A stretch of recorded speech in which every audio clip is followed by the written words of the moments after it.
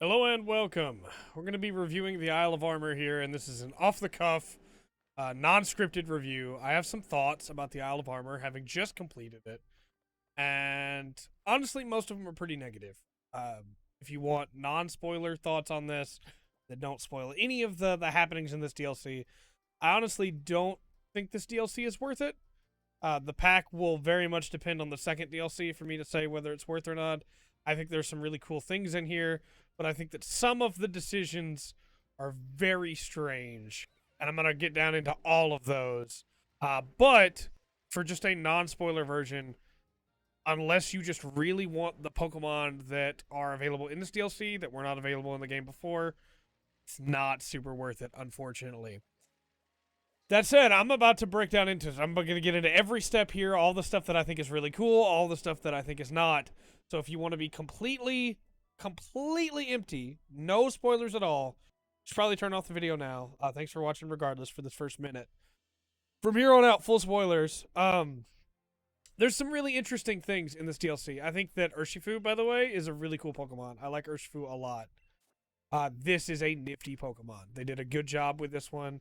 Not just design wise, but also like story wise. I think my favorite part about this DLC is 100% the story with Kubfu and training him up to become an Urshifu. That is by far the best part. He's really cool in battle, as I'm going to show off here. I love Urshifu. It's very, very cool storyline wise. I don't like the story with Clara and with Master Mustard and everything going on there. I think all of that is very, very cool. However, I do absolutely have some big issues with the way that the story is told, with the steps that they take to tell the story. And so let's just dive into that, I suppose. I got this DLC when I had already beaten the main game. I'd already beaten the post game. I'd beaten everything this game had left to offer. And there wasn't much here for me. There's a lot of items here, but no reason to use them. There's a lot of stuff that you can get here. A lot of cool new Pokemon you can catch, including like gigantic Wailord and everything. But not much reason to use any of it because there's no real challenges left other than the ones in this DLC. And this DLC doesn't have trainers all over the place. It doesn't even have trainers in the overworld. It only has trainers in the tower and then trainers that you fight in the dojo. So there's not really any reason to use any of those items or to make your team stronger. In fact, when I started catching Pokemon, I switched out my main team. Of my main team, only Phalanx and Toxtricity are here for an all-dragon team, just so that I wouldn't be way over-leveled because I assumed there would be trainers here, and there were not. There were not trainers at all, which was very frustrating, other than the ones in the tower, that is. The bike upgrade is really nice. I love the trail that comes behind your bike. However, it can be kind of difficult when you're looking for the Diglets, and we'll get into that in a second, for all the effects that come off your Rotom bike. I think the number of Pokemon that show up and number of, like, different Pokemon, these are not the same Pokemon that show up everywhere else in the world, is really good. I love that you can run into weird different Pokemon here and add them to your team if you want to. Galarian, Slowpokes, and things like that. It's great. Being able to just fully explore this island to go basically anywhere. Like, oh, you see that island over there? You want to go to it? You can just go there. That's just a thing you can do. Just go straight there. I love that. I think if the main game had had more of that, I probably would have enjoyed the main game more. Those Sharpedos get really annoying once you've explored a lot because they just always chase you. And NPCs in the world don't really matter much because the majority of them are just Pokedex NPCs, where you talk to them and they will charge you 100 watts to give you a Pokedex entry that you don't have yet, so you can see a Pokemon that you may not have seen yet. I think all of this stuff is cool. Like, the exploration is great. I love being able to just go around. There's a ton of these gold items, the gold star items, all over the world. Being able to have Urshifu, or any Pokemon really, follow you around is great. However, they're pretty slow. And eventually they just teleport to you because they cannot keep up, which is a shame. I wish that they'd put a little bit more time into the traveling behind you to make it feel more natural, you know? If you have a water Pokemon traveling behind you, it'll travel behind you in the water too, which is really cool. Again, these Sharpedo get really annoying really quickly. Other things that I like about this DLC, I think the characters are really fun. I think they did a really good job with that. There's not that many of them, but the ones that you get to see are really great. And again, it's a different wild area because the whole island is a wild area, but it's what I think the main game should have had with the way the wild area is done, where instead of routes, everything in between is wild area. Pokemon can show up literally anywhere. And because of that, you can find Pokemon everywhere you go. And there's always incentives to be like, well, I haven't gone here yet. The story wants me to go that way, but I want to go this way because what's over here? Are there cool more Pokemon here? The weather being able to change every day is really nice. You'll find all kinds of different Pokemon you might not have been able to find otherwise. It's very nice. And there are also Chanseys all over the island that you can find randomly that help you level a lot faster if you need to level. Now, you may ask, why do you need to level? Your post-game, everything's scaled up to 60. So why would you ever need to level? Well, that's where we get into the negatives. And so let's start with that one. You get handed Urshifu as a Cubfu as part of the story. And he's level 10. You take him into one of the 2 towers that you have to tackle to be able to evolve him and complete the story of the DLC. He needs to be level 70. Which means you have to grind him up to level 70. It took me 3 hours fighting Chanseys to get him from level 10 to level 70 so that I could take on the tower. And granted, once I got in the tower, that was really cool. But I do believe that 3 hours is way too much. And especially the trainers in the tower, they didn't have any Pokemon that were like above first stage. And even the one that did, that had a Crocodile, it was weak to Urshifu's typing, or to Cubfu's typing. So I took him out in 1 close combat. So why make it required level 70? Make it like required level 30 or something. It just felt really strange. And that's my biggest issue with this DLC, is that a lot feels really strange. Why would I pay 100 watts to an NPC outside in the wild area somewhere to show me a Pokedex when I can go to Hop every day and he'll show me a Pokedex entry? Why do I need to give her watts? And we'll get into like how ridiculous the amount of watts we need to give her is. Why do I need to give Honey watts when I could just go to a Pokemon Center? When all the watts do is turn this into a Pokemon Center or a department store? Like, what's the purpose of that? Why give me all these cool moves that I can spend Armorite for when I have already beaten the game? What's the purpose of that? And so it leads me to believe this DLC was meant to be done before you beat the game. That it's meant to be done most likely after Gym 1 or Gym 2 to really let you be able to get Cubfu and have him in your party and be able to raise him along with the rest of your Pokemon to come back at level 70 to be able to upgrade this place over the course of the entire game. But even then, you get 200 watts per raid spot if it's not glowing. If it's glowing with a big red beacon for a max battle raid, then you get 2,000 watts. She requires an insane amount of watts. I have given her 120,000 so far, and she needs another 80k before we can get the next upgrade. And I don't even know if that's the last upgrade. Not to mention, you also spend watts on recipes over here to be able to get stuff from the Cramorant machine, which leads me to believe, like, why?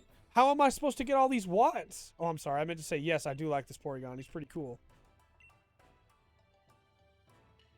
I think that...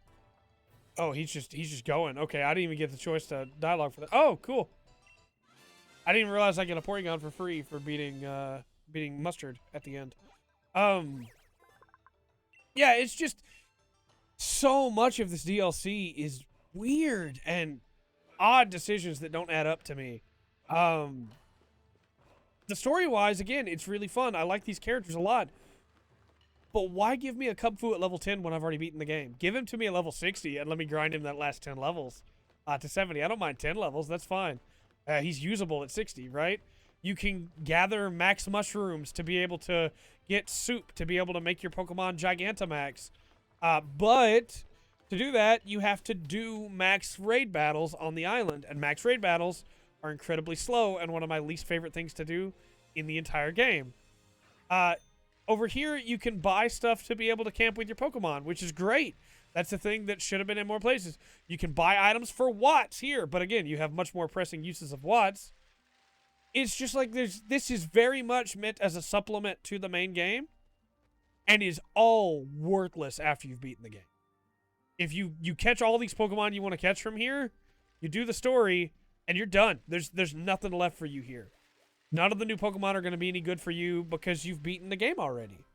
And that's not even getting into this Diglett thing here. Let's dig into that.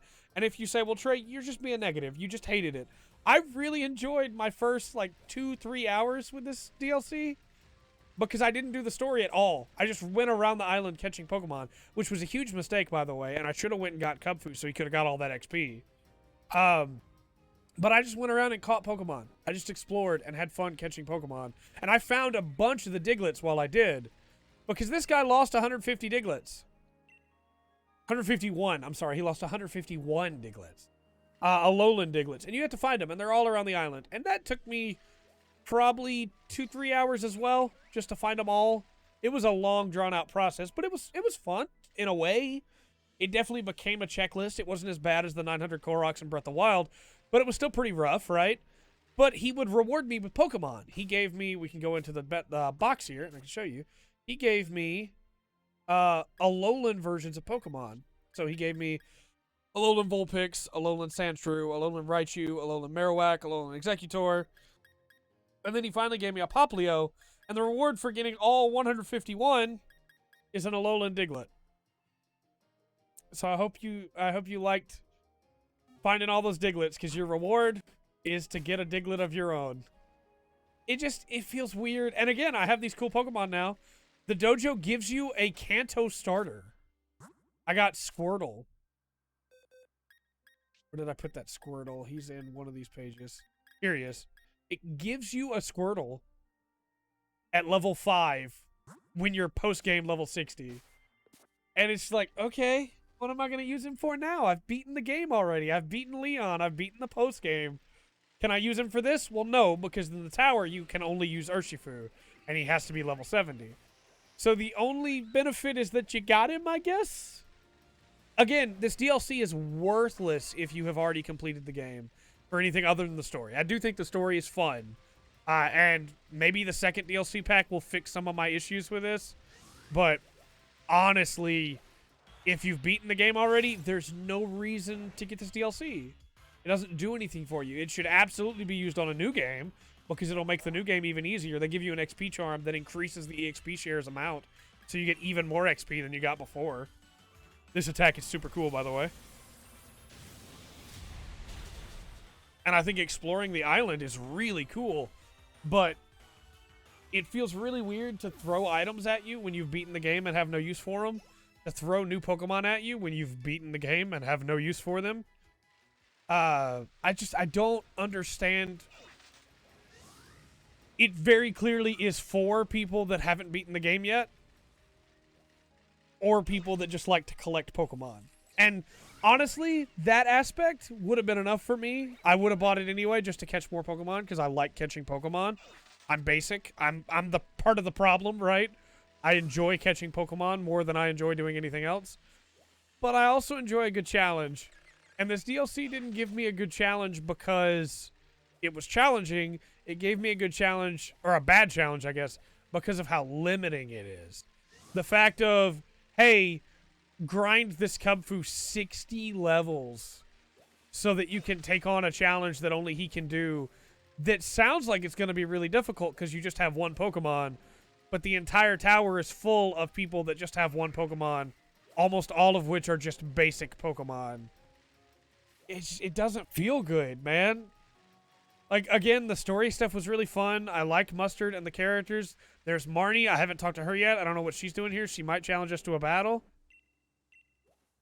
Nope, okay. She just wanted to talk, I guess. Sure, yeah. That's cool. Having gym leaders and characters just show up, that's cool. But again, I wish this was, and maybe that's my problem, I wish this was in the main game. I wish the main game was more like this, or that this had been included, because as DLC, as post-game DLC, because at this point, the only way that you haven't finished the game is that you just hadn't played it until this DLC came out. It doesn't fit anywhere. Let me know your thoughts in the comment section down below. I know I rambled for a little bit here, because honestly, I'm a little frustrated. I was looking forward to this DLC a lot, and I'm torn because I enjoyed a lot about it. But now that I have all this cool stuff, I have nowhere to take it. You know, I have this cool Pokemon that I legitimately think is really awesome, and there's no more challenges for me to face with him. And granted, I'll take him into the second DLC for sure, but if the second DLC also doesn't have trainers, then what's the point? I don't know. Let me know your thoughts in the comment section down below. I am curious, actually, for people that get this DLC first. You can't even evolve. In fact, if you go and get Kung Fu right away, you can't even evolve him until he's level 70. So you're going to beat the main game without him evolved too. It's such a weird decision, man. Like, just let the tower be like level 30 or something. Even level 50, so that you can do the main game with Kung Fu and then come back and get your Urshifu to go finish the main game. It's such a weird decision. Let me know your thoughts in the comment section down below. But I've been Trey. This has been the Full Spectrum. Remember to always enjoy the full spectrum that Pokemon has to offer.